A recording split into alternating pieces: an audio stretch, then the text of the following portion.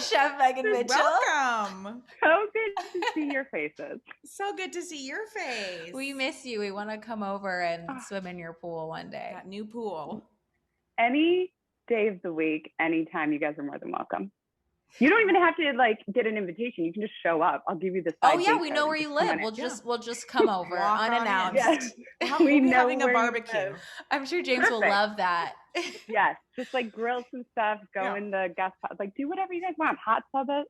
Yeah, why not? Perfect. Well, you guys can't see her, but Megan is just glowing and radiant and so beautiful, and we are like basically in a dungeon right now. So she's really stunting on us right now. She is, as always. Honestly, Nat, can you see what earrings I'm wearing? Are they my Cassandra hoops?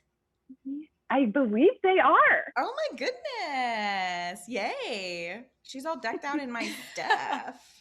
Okay, well, we have you on today because you are a chef. You're so talented. You cooked for us before, and we feel like there's a lot of like kitchen how-tos that like we don't know, but primarily this episode is for Joe, my boyfriend Joe, because this man asked me a few months ago how to make a grilled cheese.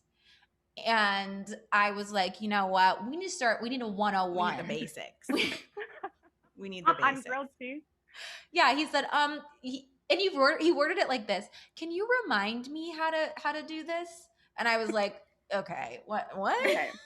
When my husband says that, it's his way of getting me just to make it for him. Because I'm like, I'm not going to remind you because I'm just going to make it anyway. So like, I'm on to you. Oh my God. Exactly. But I'm really curious about your journey to even like becoming at Chef Megan Mitchell and your culinary journey, and like, did you always want to be a chef, or did you kind of naturally like fall into it? My journey, man, where do I begin? I always loved to cook, but I didn't know that I could do what I do for a living. And also, I went to culinary school like 12 years ago. So bloggers and like influencers, food influencers, they weren't a thing. Yeah. So when you thought of cook, like right now, it's amazing. You can just like shoot from your home. And if you have, I mean, I shoot all of my stuff on my phone, but like if you have a nice camera, you can make a living out of being a food blogger, stylist, influencer. But when I thought of cooking for a living, I was like, I don't want to work in a restaurant. I don't want to own a restaurant. I don't know if maybe want to be a caterer. That was the one that seemed like maybe if I was like a personal chef or a caterer, that would be more my vibe. So I was like, I don't know, what am I going to do? So I went to culinary school out in Santa Monica. I moved out here for that. And then through that, I got an internship with the Food Network, which just seemed like bonkers to me because I was like, girl from the Midwest. Yeah, that's like the pinnacle of like where you're trying to go. Right. And I was like, yeah, I'll intern. It was Guy's Big Bite, Guy Fieri. Oh, Natalie loves him. Well, because he's from Santa Rosa. I know. And I was on Diners, Drive-Ins, and Dives, and I have a framed signed photo that says, Natalie, great job today. Oh, Nat, you keep that forever. Oh, it's my pride and joy. You die with that. Like that goes in the coffin with you. And 100%. You know what? I think he signed a knife for me when I like wrapped my first show. And I was like, so I had my internship with Food Network. And then through that, I kind of found out about this world of food styling and food prep. And I was like, wait, you're telling me the people on cooking shows aren't making their actual food? Like people are shopping for it and cooking it and prepping it and doing all the behind the scenes. And like, when you think about it, of course they have help. It's a show. They need to do, maybe 5 episodes in a day. You can't wait around to like bake a cake or a roast. So I started doing that. And then through that, I got into on-camera stuff, which just like was crazy to me that someone wanted me to like cook and talk on camera. It was just, You're so good at it. You're so funny. Good at it. I wasn't fishing, but thank you. I need all the praise. Well, I like how I set that up. I was like, oh, I just do it. And it just happened. You guys are like, you're amazing. Like, thank you. Well, beyond being good at being on camera, she's also really an incredible, like, I don't like salmon. And the salmon you cooked for us once is the only salmon I've ever liked. So like, she's legit. Was it cedar plank salmon? Is that Yes, what we Yes, did? with that's what it pesto was. on it. It was so good. It was so I good. think that like makes salmon. I think salmon is a very fishy tasting fish, and that's why most people don't like it, because it tastes like very fishy. So you just put some herbs and put it on cedar plank. Call it a day. Wow. Yes. Yeah. So multi-talented, and also surprisingly, you were like a food, She just talked about it. Yeah, a stylist. a stylist, right? Yeah. So- So I still do that here and there, but yeah, like food styling for mostly for shows, and then like digital. I'm food styling for commercial and for photography is like a whole different beast than food styling for camera cooking shows. Okay. So have you ever done those things where it's like really weird items that Yeah. are like made to look like something else? Yeah. Well, so for cooking shows, whatever food styling, you kind of have to make it look like what they made. Or if you're styling it and they have to taste it on camera, you can't. Oh, you don't want right. to Yeah, kill. you can't You do don't want to murder Chada. You know what I mean? Right. Or God forbid, Guy. Like we need him here. No. We Protect need him at all costs. But for like commercial shoots, or for the really big companies like McDonald's and stuff, they are so specific on how they want their product to look. So you're stuffing, like, I think we put Play-Doh in a burrito so it looked like an actual thick burrito, and then put like beans on the end so it like gives you that look. Ice cream's the worst because those hot lights and everything, it just melts. So it's usually mashed potatoes or Crisco or something like that. Mashed Yeah. potatoes. Oh my God, I'm never going to Lord. look at a Blizzard commercial again the Oh, same yeah. way. Because just think those lights, it would melt in 2 seconds. So Yeah. it's all fake stuff. Fascinating. Wow. So fascinating. You really have the inside scoop here. Wait, I want to go Yeah, back to yeah. your culinary school experience, because I feel like when you see it on like movies and TV shows, like, I mean, I have all my cooking lessons have come from Gordon Ramsay. And so I'm curious, like, is it like that? Like, are you being screamed at the whole time, or is it not? Is it No. kind of done up? That is a whole different thing. I mean, you're going to culinary school, so you're paying to be there. So I think if someone Oh, yeah, was all right. you'd No, be like, what is happening here? Like, I'm paying you to teach me. Like, so most of my chefs were really, really nice and supportive. And, you do everything from like intro to baking and pastry to garde manger, which is like cold food preparation, like salads and stuff like that. So you have all these different courses, and everyone is really nice. And I think, I don't know, is Gordon Ramsay really like that in real life, you think? I don't know. I do. He's on TikTok and he seems like a nice guy. What do you, He you hasn't, love? yeah. She loves Masterchef Junior. I love right? Masterchef Junior. Specifically Junior. Yeah, with the kids. Because he's probably he's nicer to them. Oh, Like, he he's doesn't so yell at the nice kids, on right? it. And then also the kids if Joe had to go up against these kids and make a grilled cheese, forget it. Like, Right? forget it. They're making like perfectly poached eggs over there. Yeah. They're like And egg they're Is that a slight on Joe or a praise on the kids? A little of both. It's a little of both. Yeah. It was a little of both. Speaking of famous chefs, just a quick question: if you could cook with any big famous chef besides yourself, who would it be? Who would it be? I cook with myself all the time. It's crazy how fun it is.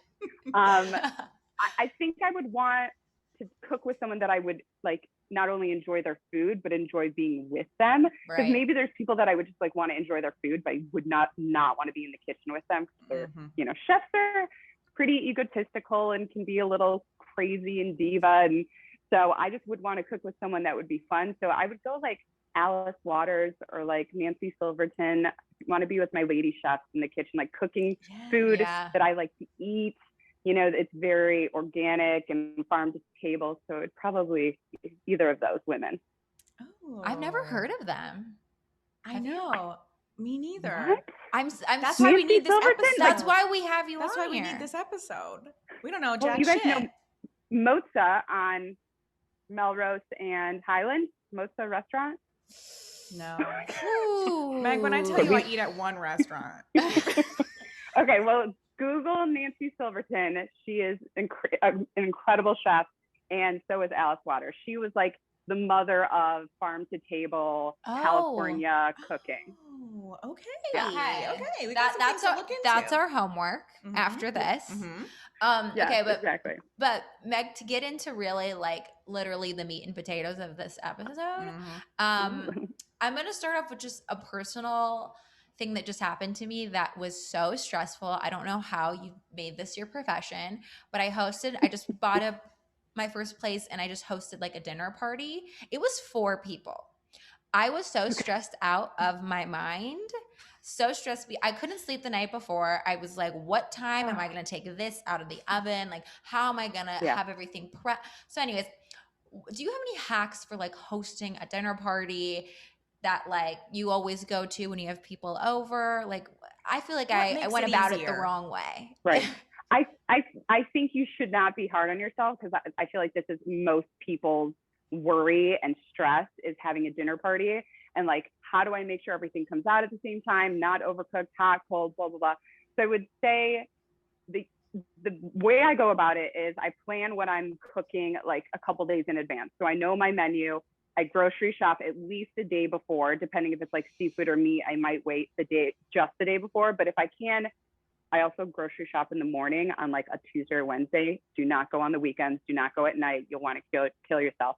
So I always shop early in the morning. And then I don't make everything. So if I feel overwhelmed, like I will make a pasta, a salad, and, something else. And then I'll bring in the dessert, or I'll have one of my friends who's coming over, like, hey, do you mind like bringing a dessert for me? And that way you're not overwhelmed with making every single aspect of the dinner.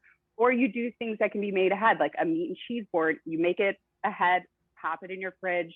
And then when your friends are there, you can take it out while your chicken's finishing roasting in the oven and you have a salad that's cold.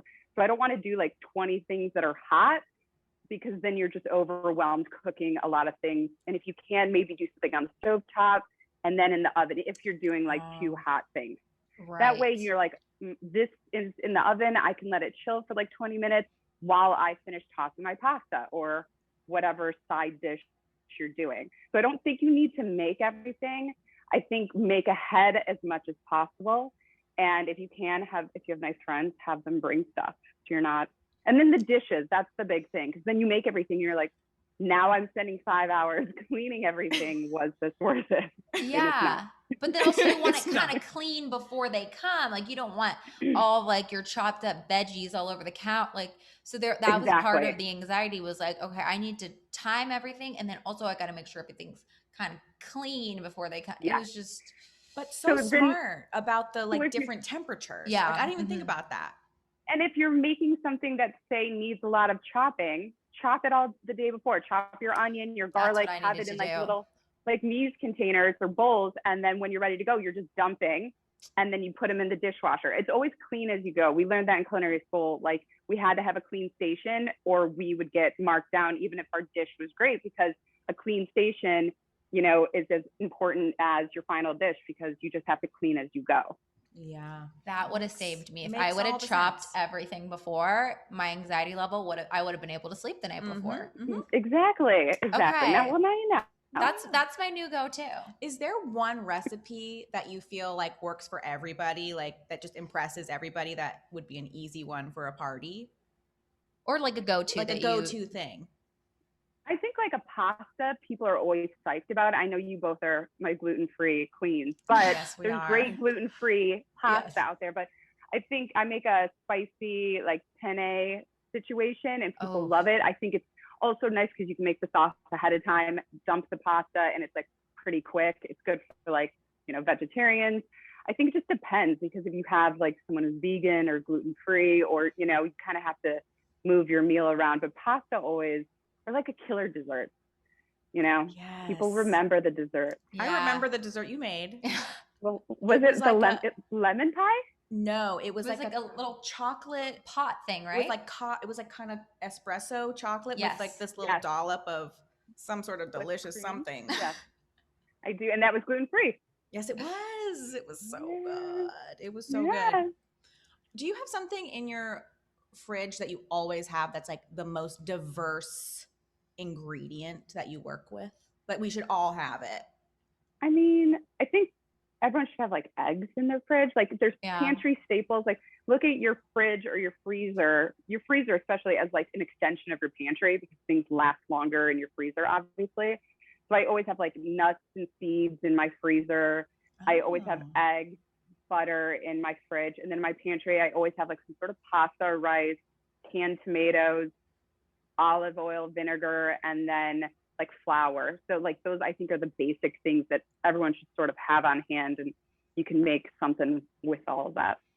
That's so funny about canned tomatoes because I always find myself being like, oh, I wish I had canned tomatoes. It's just random. Really? It's random. Yeah. Take notes, Wake up in the middle of the night. Like, yeah, Joe. Can of tomatoes.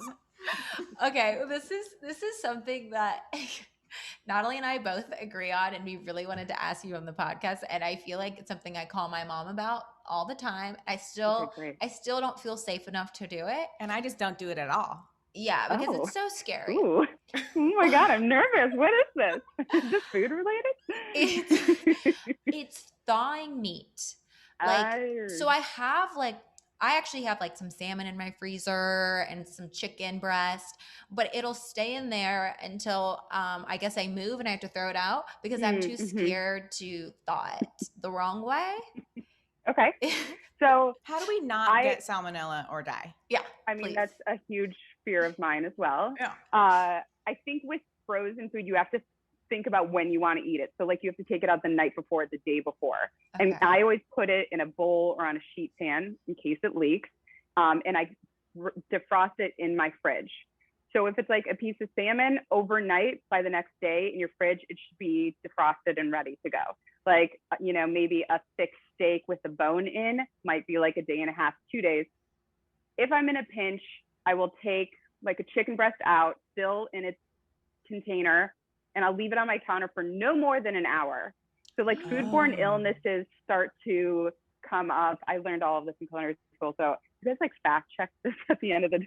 Yeah, we will. Okay, great. Doesn't matter. This is all true. Everything I'm saying is 100% true. But things start to grow. Obviously, the longer it sits out, like 4 hours is about as long as you want food to sit out. Even like a baked potato or cooked rice or anything, because things just start to grow. So I don't leave frozen. Corinne's face right now is like, because I know, I'm like, like, okay. I'm trying to think, have I ever done this? That's what I'm trying to remember. Like, fuck, have I done this before? Okay.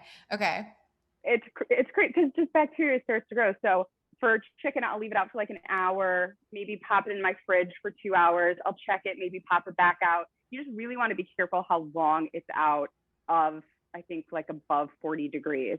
I could be wrong on that. Some people run it under cold water, never hot water, because it'll start to maybe cook the outside a bit while the inside is still frozen, and then it's just not good. But you could do it under cold water. I just get nervous, and I find it to be wasteful if you're running cold water that whole time. Yeah. Right. So I thought it was always hot water. I thought you run it under hot water. I think I've done that. Right. What is your thoughts on the defrost button on a microwave? Yeah.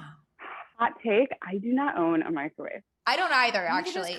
As of recent, though, I've had one, but I moved, I don't have one anymore.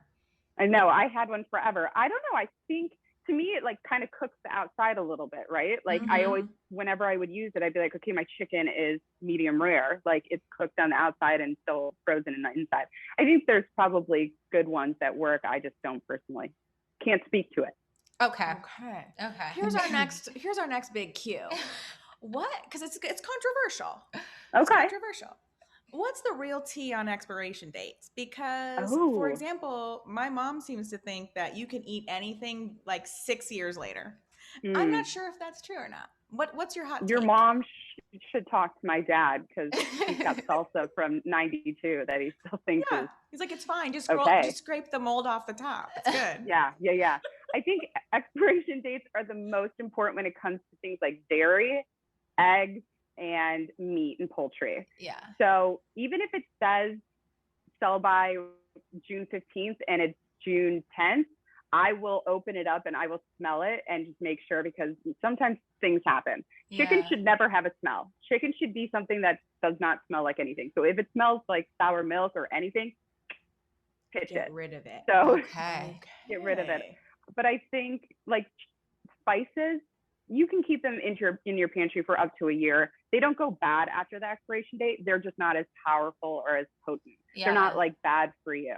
But I think, other things, I don't know. Maybe Like, I'd use what like about a can of tomatoes. flours, like flour or nuts and things Sugar. like that? I've definitely used flour that was like past its expiration date, and it was fine. You just want to make sure it doesn't like have any bugs. The only thing is like baking soda, baking powder, again, will start to lose some of its potency. Oh, good. Okay. So it might Good not, point. it might not rise as well as you want it to. All right. Okay. Wow. Okay, and then I have We're one more learning so question much. before I know we have to post a video of this because my face the whole We're time like- has been like, what? I'm also thinking of all the I'm like, how am I alive? Because all the critical errors, like sour cream that's like way past the date but has no mold on it. I'm like, it's probably fine. I mean, honestly, that's also a thing. Like if it doesn't have mold on it, like cream cheese, I was like, all right, Right? fine. It Yeah. doesn't smell bad and it has Like, no. but cheese is different because cheese, is from mold. Like they Right. make it with mold. So if it's like a piece of Parmesan, I will cut mold off and Okay. Eat it. Because Okay. I've always wanted, my dad pulls that stunt. He's like, oh, we've got all this cheese. And then I look and it's all molded. And he's like, and then he kind of looks at me Right. and I'm like, bro, you can't pull this one on me. You can't pull a fast one on me. Right, you're like, we're not cutting all of that off to eat one nubbin of cheese that's not Right? molded. Yeah. Okay, well, at least we know we can do that. If we get a big But block should of we? sharp cheddar, Yes. just cut it off. Good Mm. right now.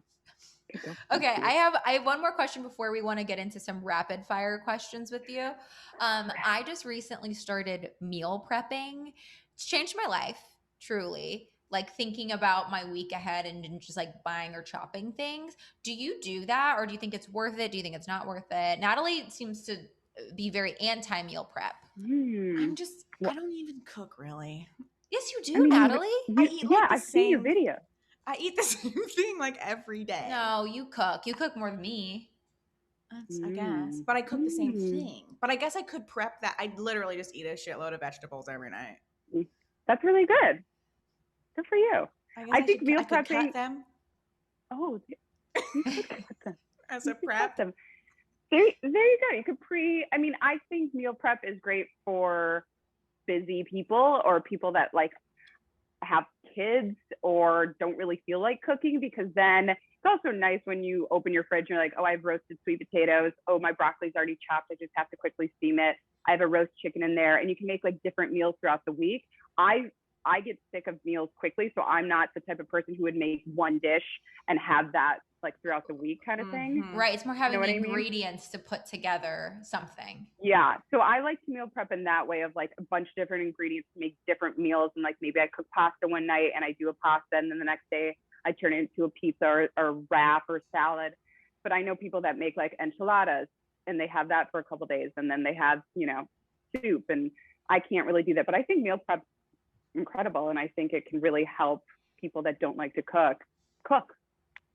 Yeah. And that's the point I wanted her to make. Yeah, Natalie. Nat, can you get it together? I'm gonna have to get it I together. I felt like you were But here's the thing. When you brought it up to me, I did say, you know what? It would save me a lot of time every night because I cut all my vegetables before I make Who them. has time to chop all those veggies, Nat? I truly don't. So I don't know why I just don't do it on a Sunday. You know what I mean? Okay, well, hopefully But- this converted you. Yeah. Maybe it's also just some sort of weird, like everybody meal preps on Sunday. So I'm like, I'm not doing it. You know what I mean? Okay. Yeah. Meal prep on a Monday. Yeah. Screw Why it. not? Like, Fuck the system. you know? don't need to conform to those Sunday meal preppers. You're doing your No. own thing. I'm in my own lane. Yeah. Yes. All right, we're gonna do some rapid fire. Yes, we're gonna go rapid fire and then you're doing the first ones. Oh, okay.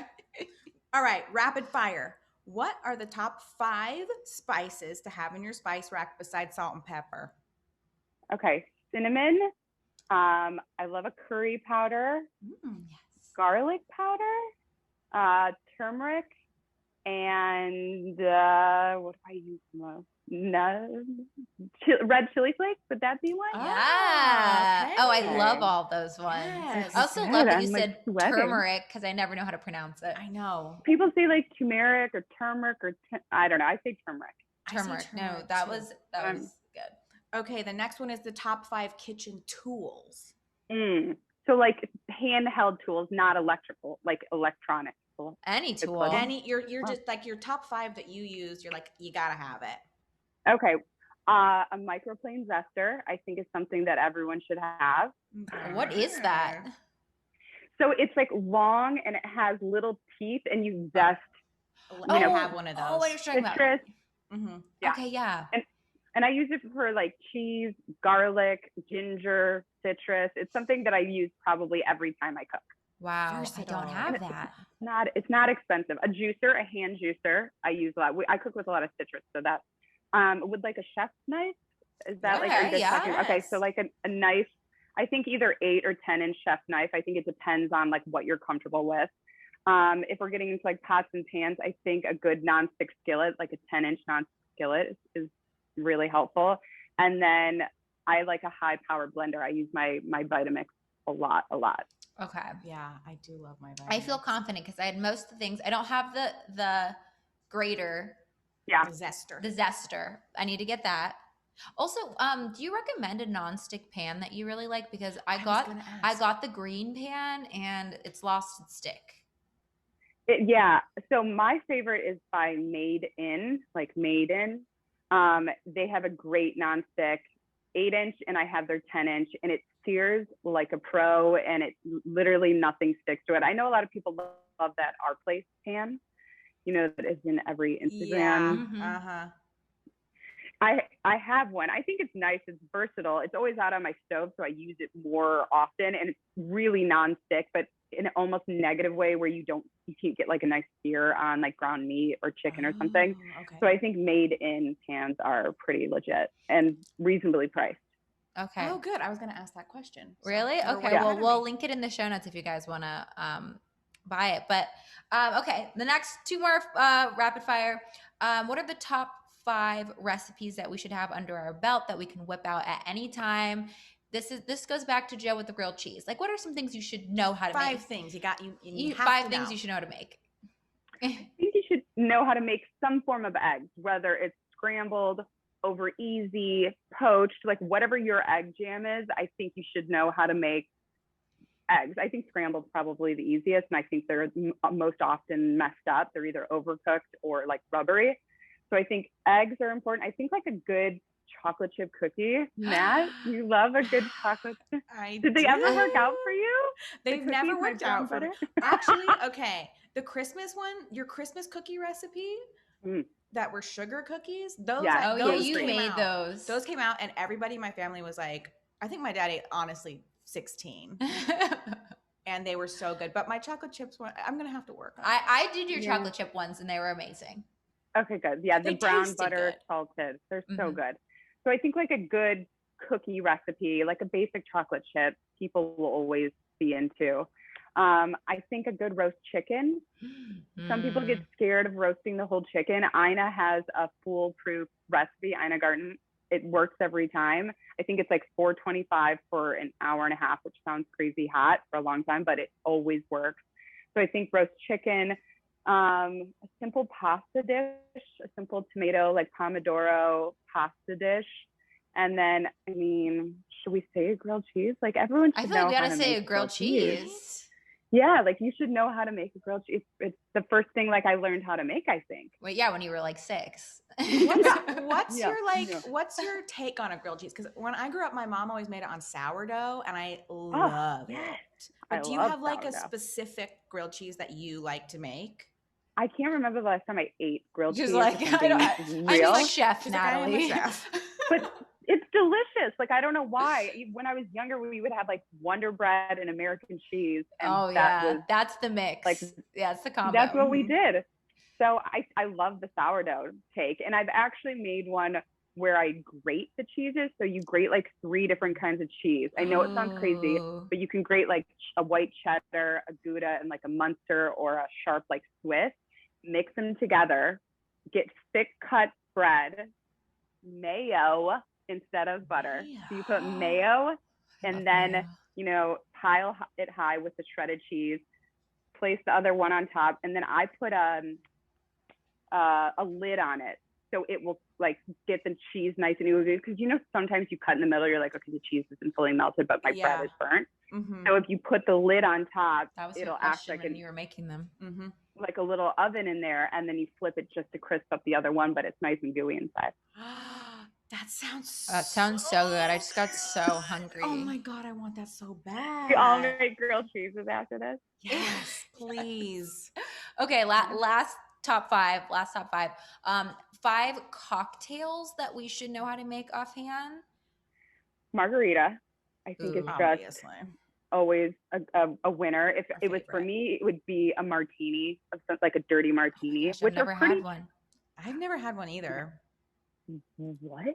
I know. You never had a dirty martini? I don't even know. I've never had a martini, period. Yeah, what is the alcohol? I've had an espresso martini, but that doesn't count. Oh, those are delicious.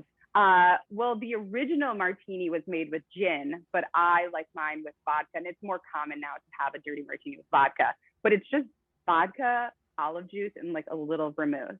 So it's I don't like olives, so will I not like it? I mean, James doesn't like olives, but he loves a dirty martini. Okay, so we gotta try it. We'll have to try it. We have to try it. I mean, I like it because most cocktails are sweet, and this one, besides like a Bloody Mary, is savory. So, it's like my pre-dinner drink. So margarita, a martini. I feel like some sort of blended drink, because those are always, easy, like a daiquiri or a pina colada. I don't drink whiskey, but maybe a Manhattan or an old fashioned. People love those drinks. Yeah. And then dudes love those. Dudes, I mean, I don't like bourbon. It just doesn't. Yeah, no, me neither. Weird. And then I don't know, just how to pour like a nice glass of wine, I think can't be overrated. Yeah. Mm-hmm.